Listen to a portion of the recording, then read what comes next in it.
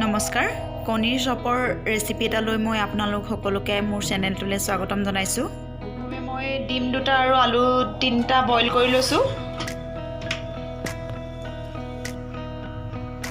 এয়া হৈ গৈছে। এতিয়া মই এইখিনি ডিমৰ বাকলিখিনি এৰুৱাই ল'ম।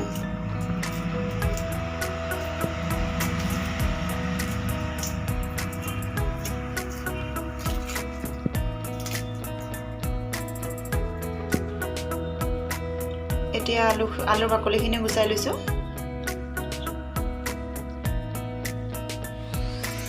এতিয়া আমি আলুখিনি আৰু ডিমখিনি পিটিকা কৰি ল'ম। ডিমটো একেলগে পিটিকা কৰি দিছোঁ। এতিয়া মই ইয়াত গৰম মছলা দি দিম অকণমান, জিৰা পাউডাৰ অকণমান দি দিম আৰু কাশ্মীৰী ৰেড চিলি অকণমান দি দিম। পৰিমাণ অনুসৰি নিমখ অকণমান দি দিছোঁ। কেঁচা জলকীয়া এটা দি দিছোঁ। পিঁয়াজ মিহি মিহিকৈ কাটি দিছোঁ আৰু মান ধনিয়া অকণমান দি দিছোঁ। এই গোটেইখিনি আমি এতিয়া আকৌ ভালদৰে মিক্স কৰি ল'ম।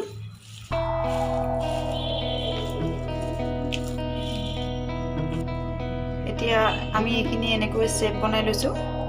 আপোনালোকে গোল গোলকৈ কৰিব পাৰে।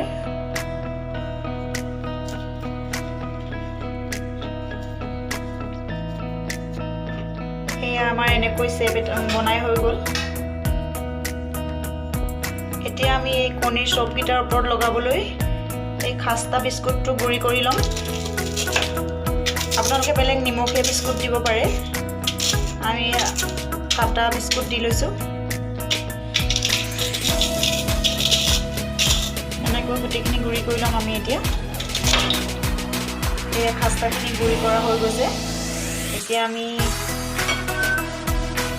গেছত টাৱাখন দি ল'লোঁ আৰু গৰম হোৱাৰ পিছত এতিয়া আমি ইয়াত ৰিফাইন তেল ঢালি দিম। এতিয়া তেলখিনি গৰম হৈ গৈছে। এতিয়া আমি কণীৰ চপখিনি গুড়ি খাস্তাখিনিৰ লগত মিক্স কৰি দিম। লাহে লাহে ওপৰত লগাই দিম।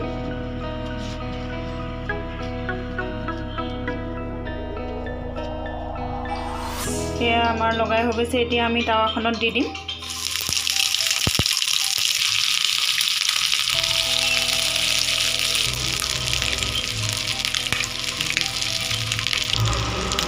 আমি এতিয়া মিডিয়াম ফ্লেমত দি থৈছোঁ। এতিয়া আমি লাহেকৈ লৰাই দিম।